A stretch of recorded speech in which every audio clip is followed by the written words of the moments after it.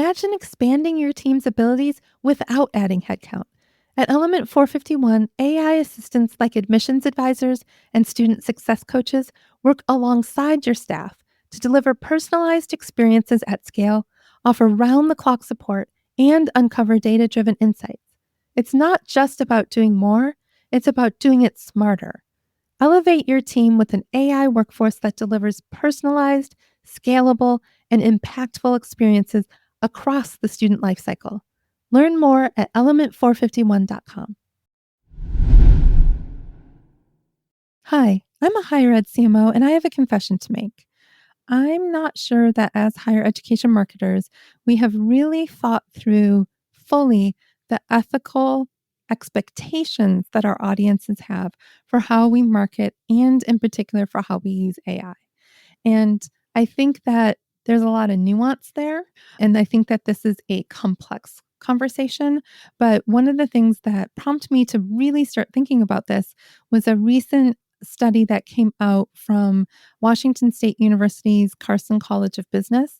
They recently published a survey that they did that really dug into how our audiences, or how American audiences anyway, are perceiving the use of AI in marketing. And it kind of points the needle to us needing to have a little bit greater level of transparency than perhaps we're thinking about. And so I heard about this and was super excited to have Eric Hollenbeck, who's the communications manager for research at Washington State University, and have him come on to talk about this study. Eric has over 2 decades of experience in marketing communications and public relations, and he is focused on telling research stories for WSU's Carson College of Business. I hope you enjoy.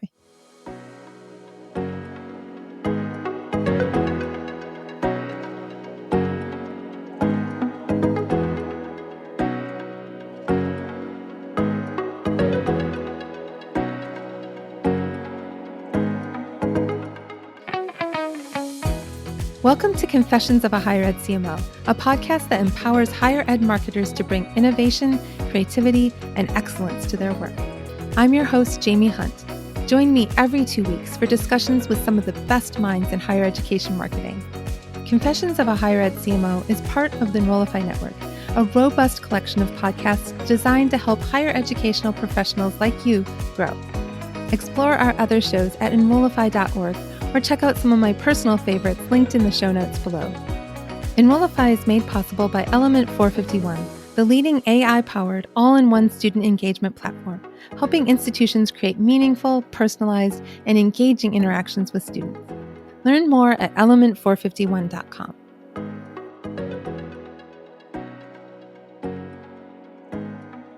I'm so happy to be here with Eric Hollenbeck. Eric, welcome to the show. Thanks for having me, Jaime. I'm excited to join you today to talk a little bit about the research that we have coming out of Washington State University. Yeah, so let's jump right in. Can you tell me a little bit about the 2024 Ethical Marketing Survey? Yeah, so this survey is a survey that we conducted in early October, and we sent it out and surveyed 1,000 Americans across the country, basically to explore public perceptions on different topics within marketing and ethical marketing, looking at things like AI use in marketing, misinformation, disinformation, influencer marketing, and brand ethics. And the survey just kind of reflects what Americans are thinking about in terms of how marketers are acting or behaving ethically, and what those kind of perceptions can help tell us as marketers, not only in the private industry, but also in higher education. So I met Eric when I was giving a workshop on artificial intelligence with Bart Kaler and Dave Hunt at the American Marketing Association in November 2024. And one of the things that Eric did was he kind of hung back afterwards and was telling me about this study, and that some of the questions were looking into the AI usage. And so I was super interested in reading this. And one of the statistics super jumped out at me, and that was that 76% of those surveyed believed that companies should be transparent about AI usage in marketing. And I'm really curious about what you think that transparency might look like for higher education institutions. Yeah, so first off the bat, this was also when I was looking at the findings and we were discussing that within our college. This is also the one that really jumped out of me, and it was kind of driven by my own personal observations as well. So even before the American Marketing Association conference, I had attended a few other conferences, including the AMA's conference last year in 2023 in Chicago. And I remember sitting and having conversations in one of the sessions.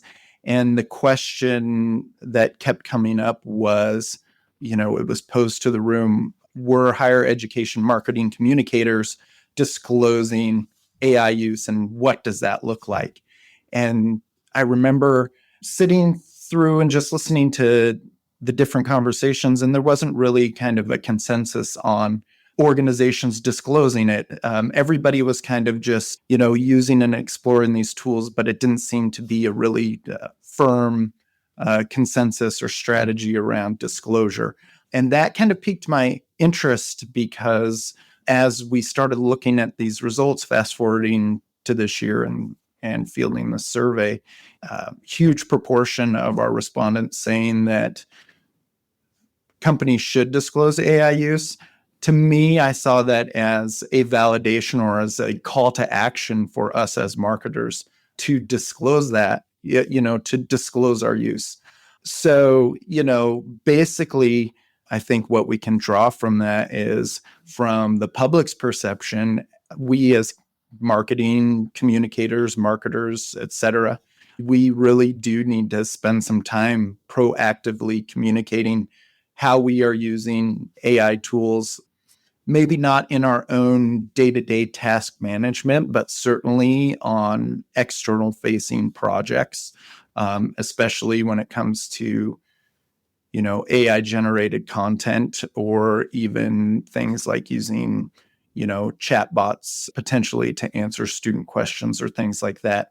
So I think that what we're looking at when we talk with the public or we poll the public is that if this is something that is on their mind and important to them, we as higher education professionals, marketers, do have a responsibility to be more open in those conversations about it.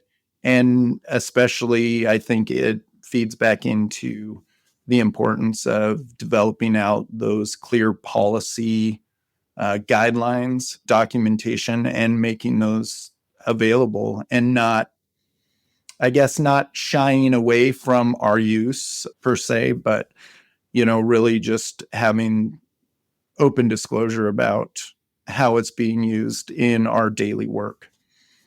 I think there's some things that make total sense, like the chat bots. And most chat bots I encounter will say, I'm, whatever chatbot, I'm AI empowered, blah, blah, blah. And I think that makes total sense. And to your point, the things like using it for brainstorming, using it to schedule meetings, using it for productivity tasks, I don't even know how you'd go about disclosing that.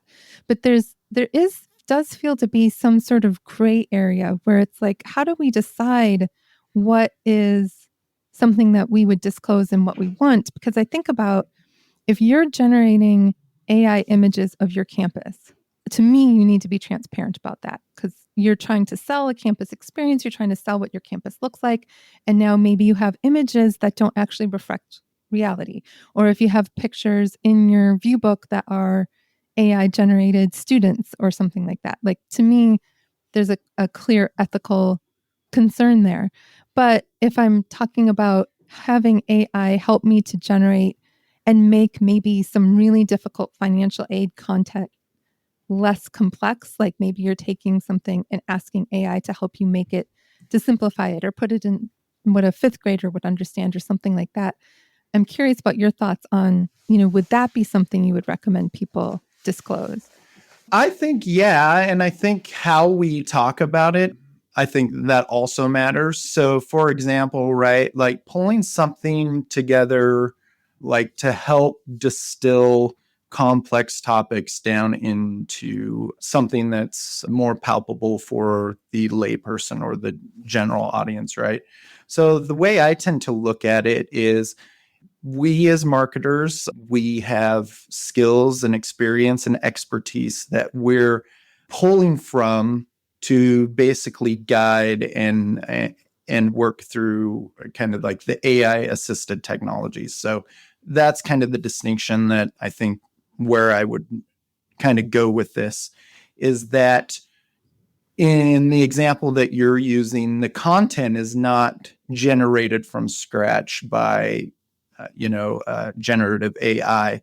It's distilled, or you're using AI to assist.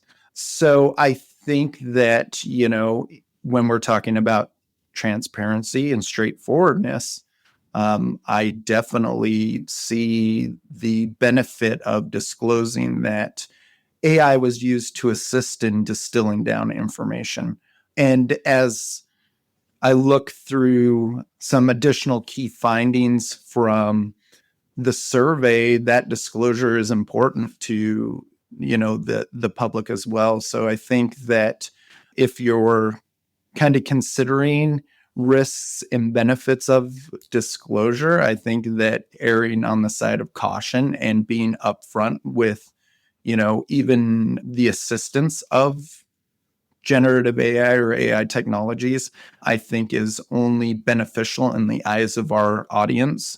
Unlike private organizations, higher education does have a responsibility to not only prospective students, but also, depending on the type of university you are or college you are, also to the public in general, right? So disclosing where AI is assisted to help distill that content down, I don't think is something that reflects poorly on the organization. In fact, I think it just drives into what we're seeing in responses from the public on these types of topics, is that it lends to kind of that credibility and openness of our institutions. One of the things that the survey shared was that millennials are more comfortable with AI compared to other generations. And I suspect that's probably because that age demographic is using it in their daily lives, in their daily work, and maybe has a better understanding of what AI actually does. Because I think about perhaps somebody who isn't ever using ChatGPT, thinking that there's some sort of like nefarious something kind of behind the curtain. But if you're a millennial, or somebody who's using it in your day-to-day work, you will know what it does and how it works. I'm really curious about how you think higher education marketers should tailor their strategies for disclosure based on the generational differences. Yeah, so this is another great question, and something that I think about and can draw in from also my work as a kind of research communicator. And recently, and I'll use this as an example, but we have a number of faculty researchers who are looking at AI use in industry. And I think probably that's just the nature of being a part of the business college, is that, our faculty research looks a lot at the technologies from an industry perspective or a customer service perspective. And I think that you can draw some parallels with that. So, for example, over this summer, we had a marketing professor and a hospitality business professor publish a paper on disclosing or using the term artificial intelligence in product descriptions. And what they found is that just talking about AI as a technology itself tended to produce like lower purchasing intentions. And the parallel that I draw from that is what they argue in the paper, or what they show in the paper, is that when you focus on the benefits of the technology as opposed to the technology itself as a novelty, you can further increase like consumer confidence. And I think that applies to the generational differences as well. So I'll give you kind of like the example, instead of, focusing on the technology itself, looking at your audiences and communicating the benefits of the technology. And I think tailoring it to your generation is how you address that kind of issue of comfort and generational differences. So, for example, with millennial or Gen Z students or students in general, if you're instituting or implementing a AI technology, and we'll go back to chatbot, for example, right? It's less important that you're talking about how great the technology or the platform is, and more the problems that it will solve for the students, right? So 24/7 access to knowledge bases, responses to your queries in real time, et cetera, things like that.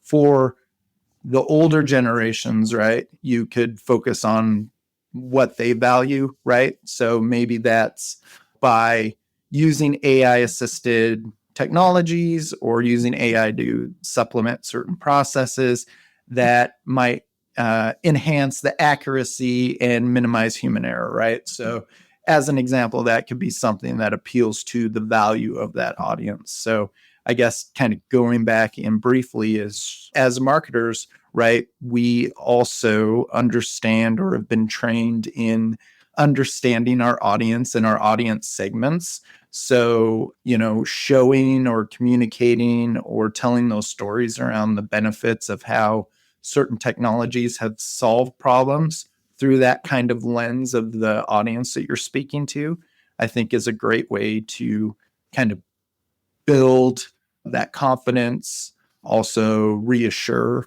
those different audience segments of, reassure them of the appropriate use, the ethical use, et cetera.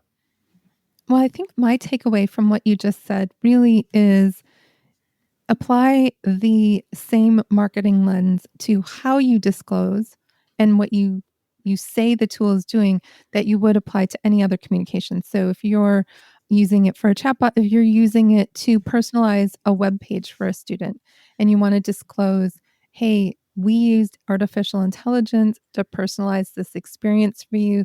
This is the benefit that you get from that, versus just maybe ending with, we used AI to personalize this experience, to give it more of a fulsome and more meaningful transparency so that the student's not just pondering, well, why would you do that? You could probably even disclose, like, this is how it did that. Like, it used this information to create this experience for you or something like that. Because my concern as a consumer is when I know that there's artificial intelligence powering some of the advertising that I get. And my concern is, are you violating my privacy to get the information that you need to be able to do this? And so I would want to hear as a consumer how you're doing, how you're delivering this curated content, and to understand, like, no, we're not going into your emails and reading your emails. No, we're not listening to you through your phone to make decisions about what ads to serve you, but to be transparent about what that technology is doing to get that personalized experience for you, if that makes sense. Oh yeah, I agree with all of those points on that as well. And again, it goes back to thinking about ourselves in our role in higher education, right? And we have, in my belief, and I believe this extends across the industry, is we are held to a higher standard, or we should be held to a higher standard than what private business or business in general might hold themselves to, right? Like, that's one of our duties as higher education institutions. So making sure that we're being purposeful and thinking through those disclosures a little bit more, so it does provide that additional depth and breadth to the information that we're sharing and explaining. Yeah, I think you're spot on. It's just another level of responsibility that we have as higher education institutions, marketers, et cetera. Want to create an AI workforce for your institution? Learn how to design AI agents for advising, data analysis, and student engagement at the AI Engage Summit. This free virtual event in February will equip you to manage complex multi-step workflows across departments.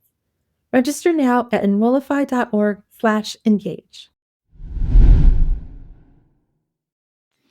I hopefully, because I'm recording this episode a couple weeks before it's released, hopefully by the time you're listening to this episode, I will have sent my book to the publisher. That's like fingers crossed. In one of the chapters, I wrote extensively about transparency and honesty and ethicalness. And I don't know if ethicalness is a word. I don't think so, but being ethical. Um, I'm really curious because this study didn't just look at AI, it looked at ethical marketing in general. I'm really curious about what that transparency might look like beyond AI and that honesty might look like beyond AI in the realm of like recruitment marketing. I mean, ideally, I think that when we're kind of looking at the future where AI is becoming even more integrated, right? That certainly, first and foremost, when it comes to kind of like the ethical practices just in general, is that we should have very strong kind of institutional policies around that. Again, maybe this probably draws from a number of experiences that I've had in my career, not only in higher education, but also in healthcare marketing as well. But, kind of basic fundamentals, annual reviews of policies to ensure honesty, accuracy, to revisit kind of policies on how student or private data is used. And then, again, kind of speaking back to just some of the fundamentals of our profession is just kind of building in those annual competencies and reviews and bringing in, a team of educated experts to help kind of design that. And then, just kind of reiterating the trust building aspect of universities and building that culture within to prioritize topics around transparency, ethical marketing, and then just working to communicate that out and being very proactive with it. Again, I don't think that's anything groundbreaking, but sometimes, and I've observed this over the course of my career, is that sometimes we tend to not think about those things as priorities because they're not flashy and exciting as building out really exciting campaigns or building out great strategy, but they are fundamental and they're extremely important. So making sure that not only our institutions are doing that, but also that we as marketers are advocating for that to happen as well. I'm really curious about another thing that was in the study that we haven't talked about yet. And that was there were some questions about misinformation and identifying misinformation online. And one of the stats that absolutely blew my mind was that only 57% of the respondents said they were somewhat confident in identifying misinformation online. And I'm really curious about your thoughts on what role higher education can play in enhancing that media literacy among students, prospective students, current students, maybe even alumni.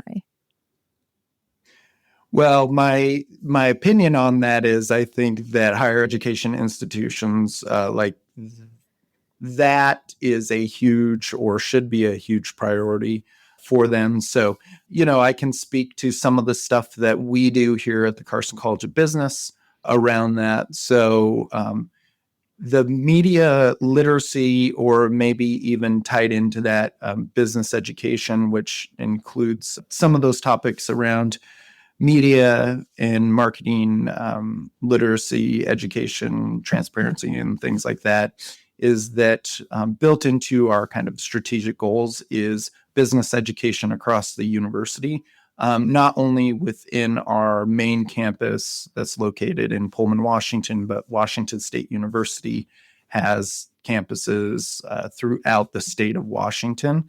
So built into kind of our culture is this responsibility to educate on these business topics outside of business itself. And so I'll give you an example of how we do that.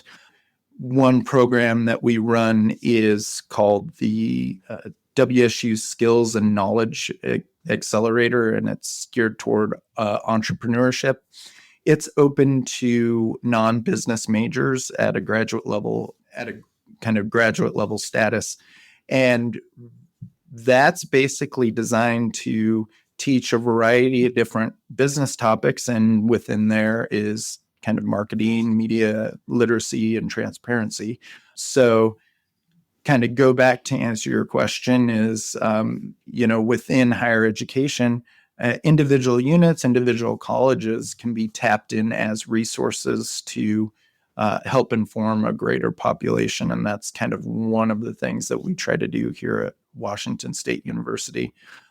We also have a very reputable communications program, the Edward R. Murrow School of Communications, and there's a lot of interdisciplinary crossover between our business school, our communications school, even our Thomas Foley Institute, which is our political science, public policy group. So going back and tapping into those resources that you have within your university, within your school, college, and building those kind of integrated and mutually beneficial relationships, I think, is a great way to help not only inform your primary stakeholders, those who are on your campus, but you can use that to inform your community and your public at large. Again, I don't think this is obviously unique to Washington State University itself, but we are a public land grant university. So there's a lot of things that we do that really needs to take in to consideration not only our students, but the public, right? Like, are the activities that we're doing of benefit to the greater community as a whole? So looking for really kind of smart, purposeful, strategic opportunities to engage other academic units to help inform your students and the public at large, I think is a very like positive, opportunistic type thing.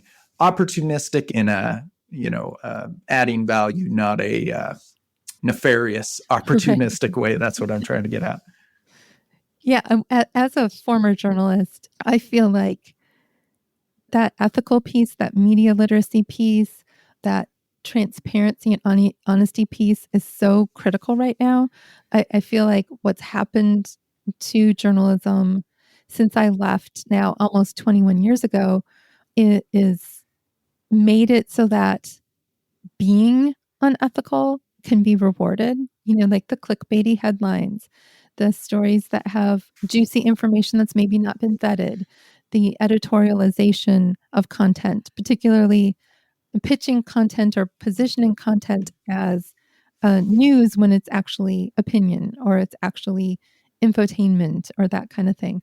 I think that that's a big piece of the potential challenges that our democracy is facing right now, with people not able to discern what is truth and what isn't truth anymore, and with the lack of those media outlets that are adhering to the highest possible ethical standards. That you could once say, if this appeared in X, Y, or Z outlet, then I know it is factual and accurate.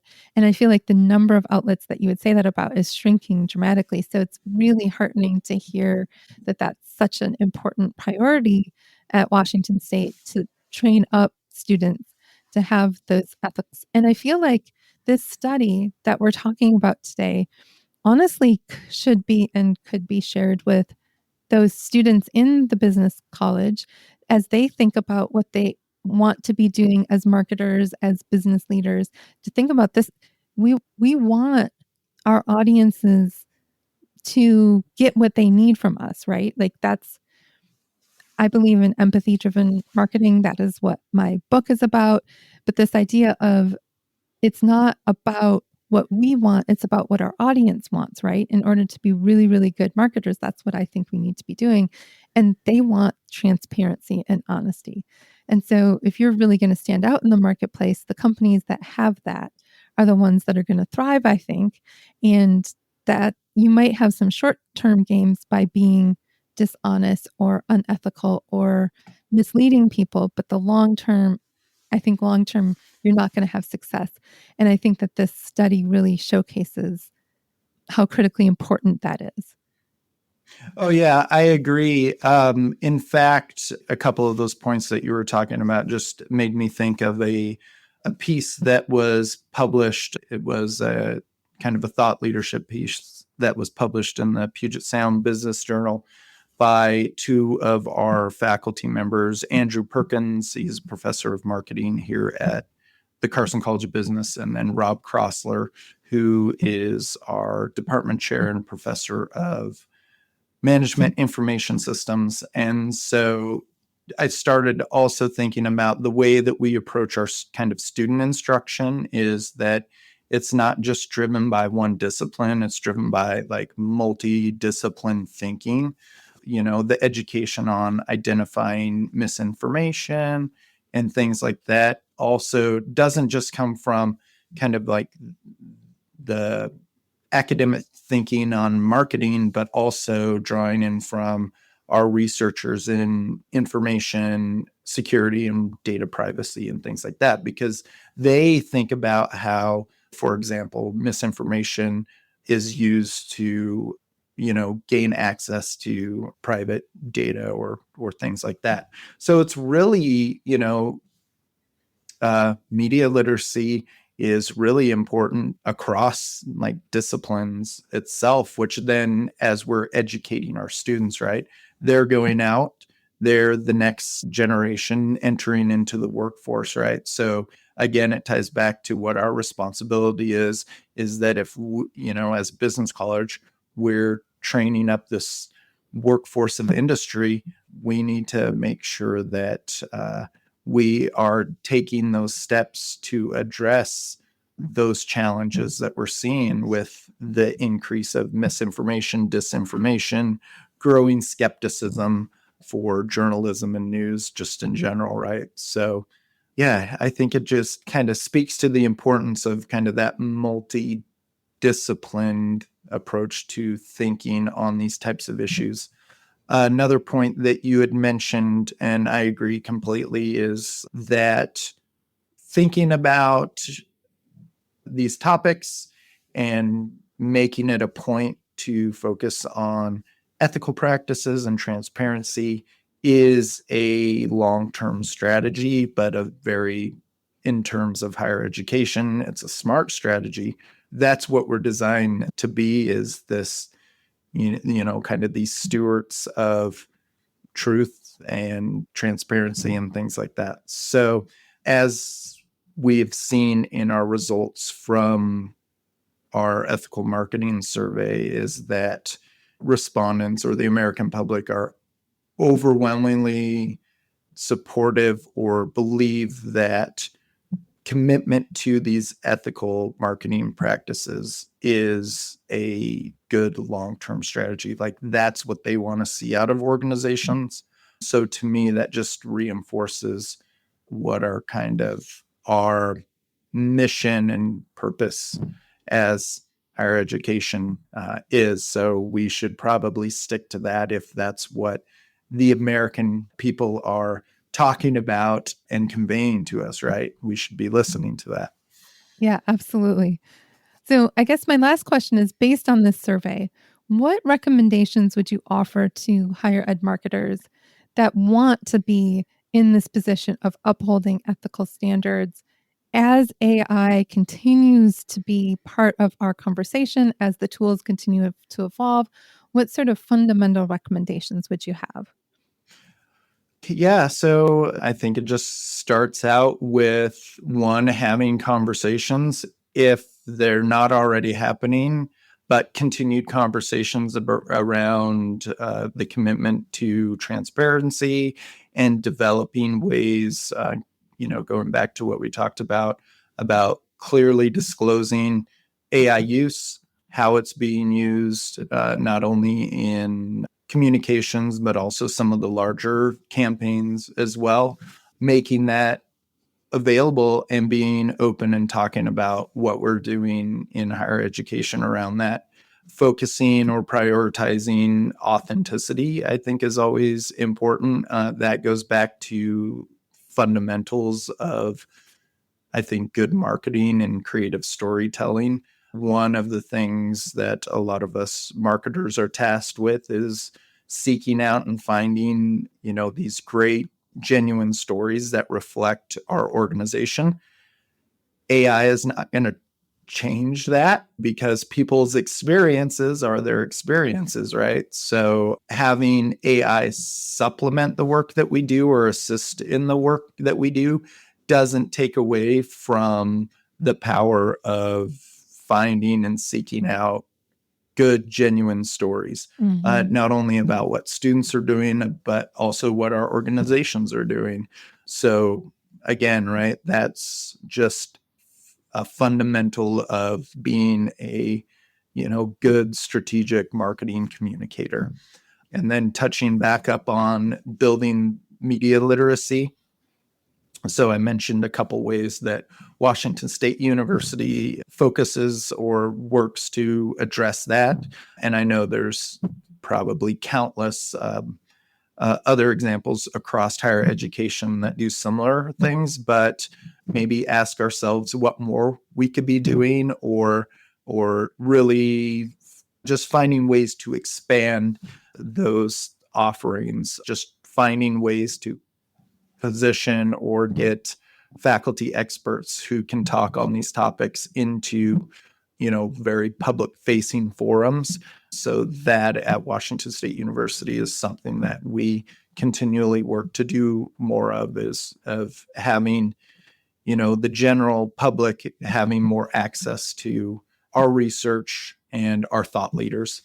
And then finally building out or focusing on or reviewing policies that we have around, or other units have around responsible use, and making sure that we're having those conversations, that we're bringing in diverse voices. To me, it's not just a responsibility of faculty or leaders within the organization, that I think it starts in kind of every aspect. So I think building out teams of people to look at the policies that organizations have in place, and making sure that there's diverse representation, not just in ethnicity, gender, experience, but also role that you serve within the organization. Like, that's extremely important.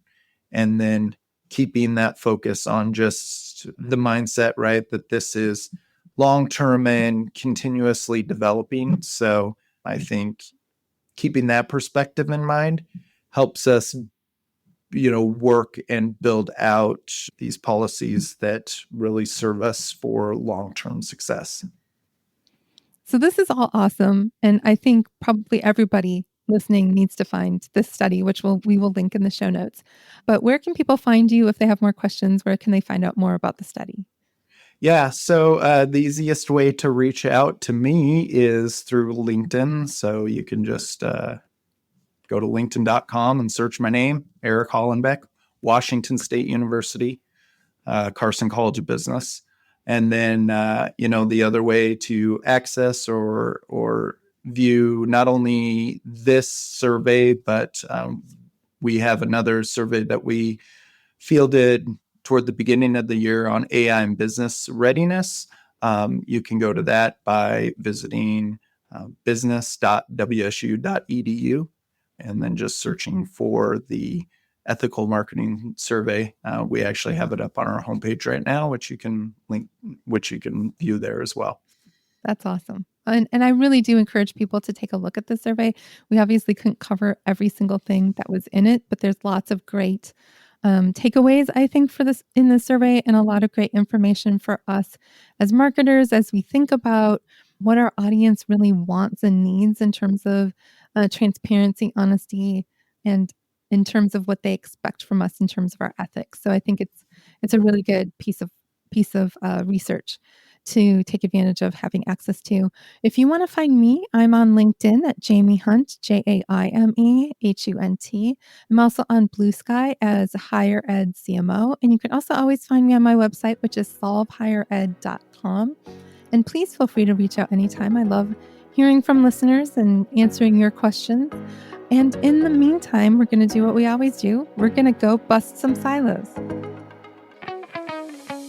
Confessions of a Higher Ed CMO is part of the Enrollify podcast network. If you like this podcast, chances are you'll like other Enrollify shows too.